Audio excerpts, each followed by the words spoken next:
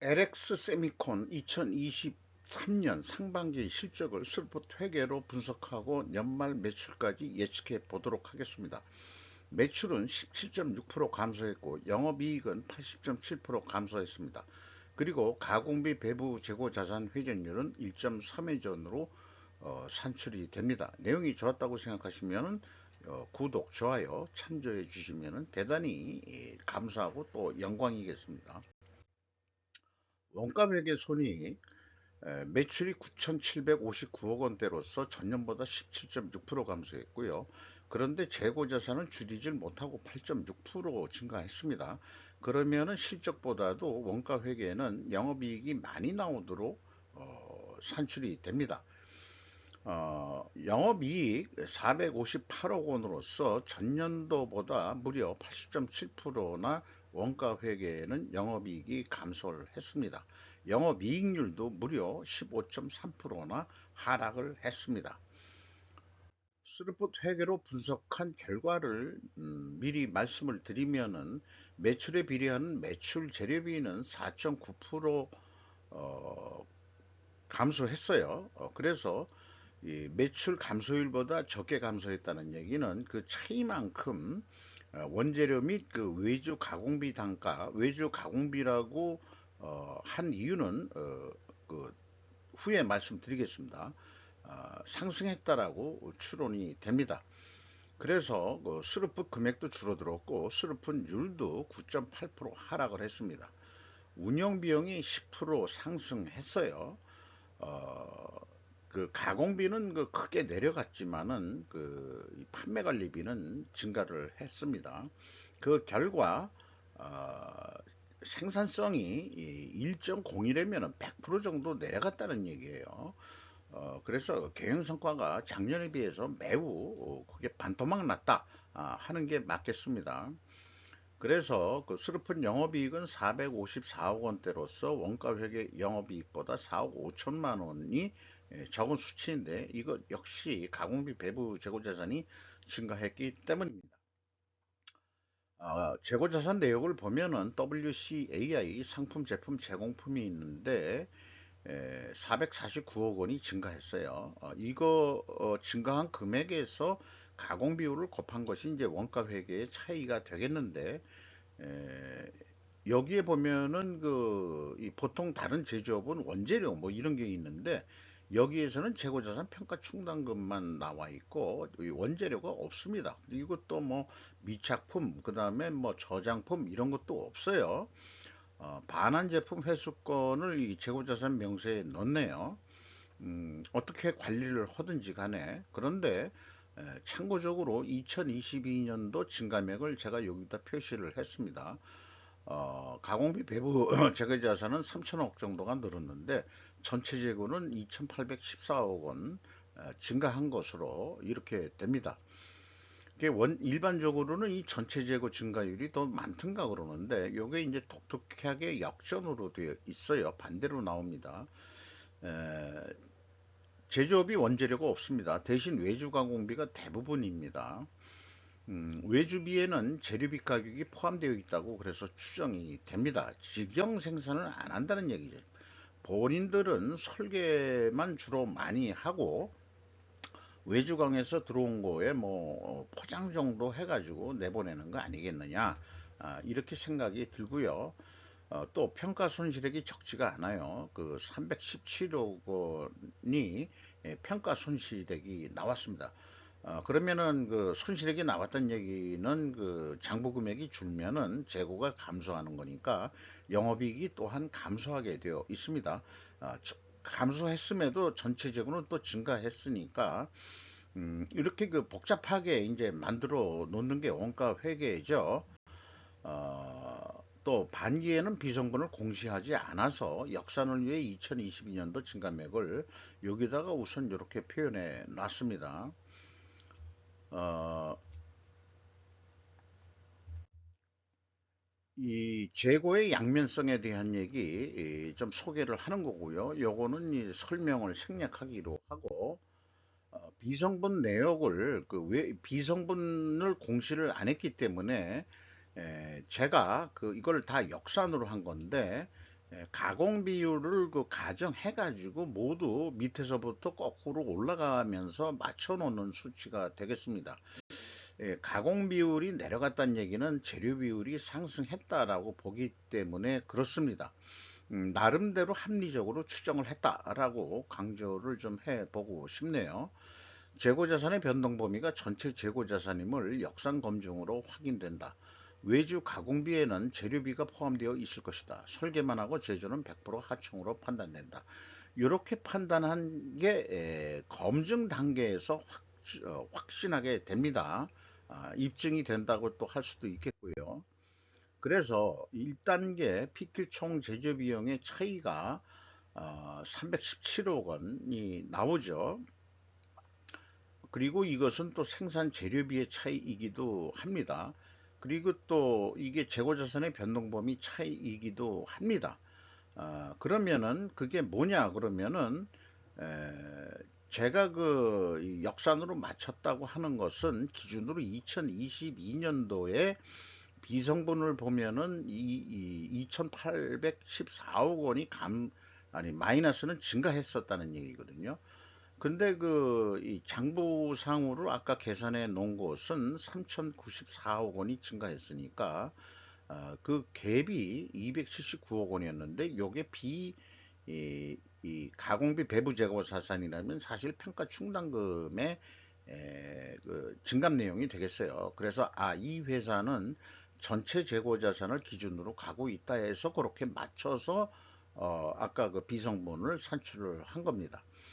거기다가 현금 흐름표가 또 맞질 않아요. 뭐, 이 차액은 크진 않습니다만은, 그러나 큰 금액이죠. 4,700만 원.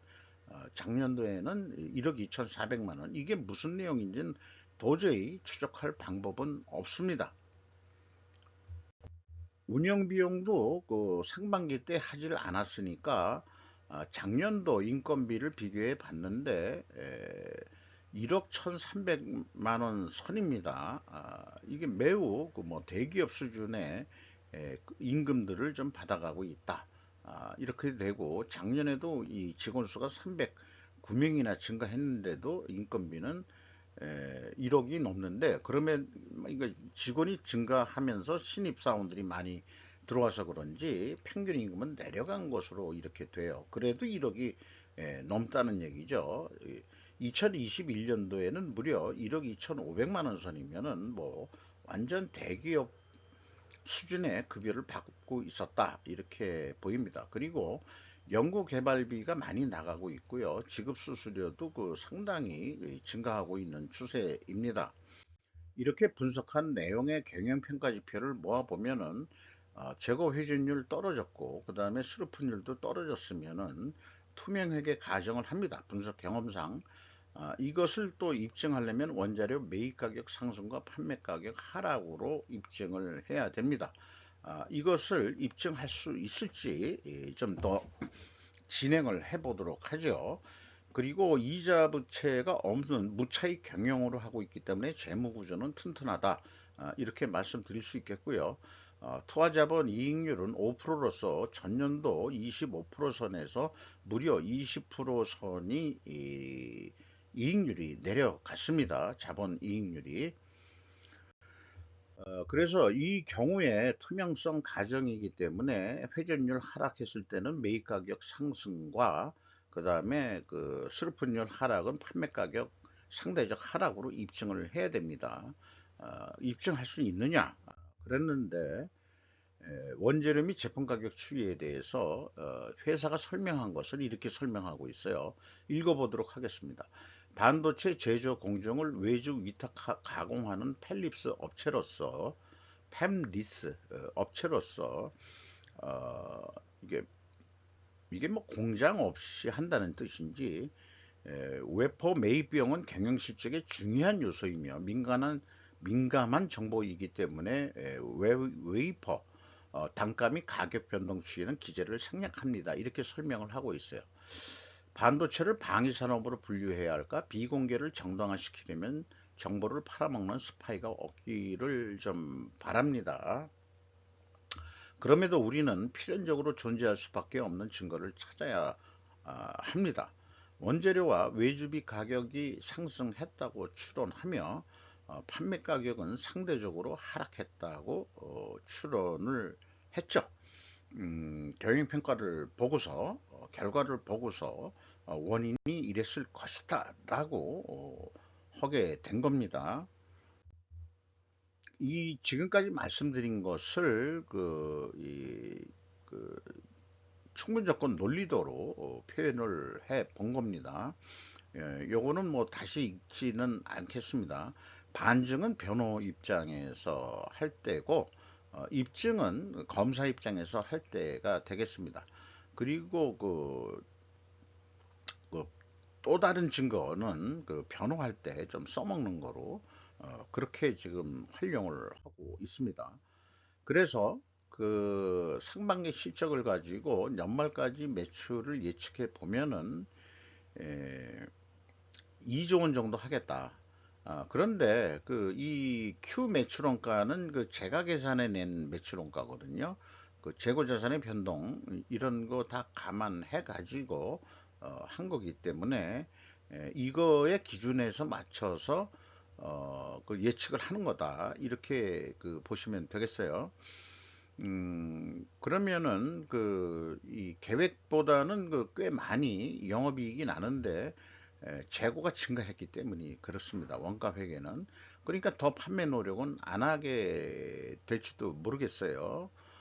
어, 요게 뭐 제한 가격보다도 좀 높게 받는 거로 그렇게 이제 그 뭐 영업을 잘해서 그렇게 이제 가정을 해 봤습니다. 그런데 재고를 줄였을 때 9%를 하면은 625억원뿐이 안 나오는 거로 이렇게 됩니다. 계획보다도 또 영업이익이 떨어지죠. 그러니까 원가 회계는 재고가 줄면은 이익이 주는 그런 모순이 있는 로직입니다. 패러다임 슬퍼 패러다임으로 본다면은 있는 그대로 2배 정도 해보면은 1조 9천억 원 정도 할 것 같고요. 영업이익은 그 계획보다는 뭐 적게 나오게 되어 있습니다. 또 가격도 깎였으니까. 그래서 재고 회전율을 3회전까지만 해보자. 16.5%도 노력을 한다는 얘기가 되는데, 이게 그 판매가 그렇게 해서 3회전 해가지고 2조 2천억까지 올라간다기보다는 회전율 상승 효과에 의해서 이익이 올라가는 것을 상징적으로 표현한 금액이다. 이렇게 좀 이해를 해주시면 되겠어요. 그리고 재고가 감소했을 때는 그냥 계약한 그 상태입니다. 재고 증감이 그 이익에 영향을 안 미칩니다. 스루풋은. 그래서 스루풋 회계 기준은 이거를 단가라고 그런다면 190만 원, 원가 회계 기준은 200만 원. 그래서 10만 원 싸게 공급을 할 수 있다. 이런 얘기고요. 이것은 재고 자산의 증감과 디프레이션과 인플레이션의 관계를 분석 경험상 4분면 그 매트릭스 표로서 만들어 놓은 건데요. 재고가 증가를 했죠. 이 경우에 원가 회계 영업이익보다 이익이 감소하게 나오게 된 거 우리가 확인을 했고 판매예가는 원가 회계보다 낮게 나오게 돼 있습니다. 재고 증가할 때는. 그래서 이런 거를 보고서 스루풋 회계는 인플레이션을 완화할 수 있다. 디인플레이션이라고 또 표현해 보기도 합니다. 그래서 이 재고가 증가했다는 것은 보통 인플레이션 시에는 많이 재고도 증가하는 게 이제 뭐 우호적으로 다들 좋은 성과라고 얘기하지만은 판매 매출액이 줄고 그러면은 일반적으로 재고도 좀 줄이는 것이 바람직한데 재고를 못 줄였으니까 그 인플레이션을 완화하기 위해서도 그렇고 합리적인 것이 판매 가격이 좀 더 내려가야 된다. 원가 세계 사고 방식보다는 이런 내용이 되겠어요. 그리고 주가는 88,200원으로서 연초보다 16,500원 상승했고요. 시가총액 증가했고 5% 이상 주주는 LX 홀딩스가 33% 가지고 있고 영국공단 들어와 있고 외국인이 27.41%나 높게 가지고 있는데 메릴 린치가 눈에 띕니다. 이상 LX 세미콘 그 상반기 실적을 분석을 해 봤습니다. 그래서 마지막으로 어저께 그 텔레 칩스를 그 분석을 했는데 LX 세미콘이 그 5% 이상 주주로 들어와 있거든요.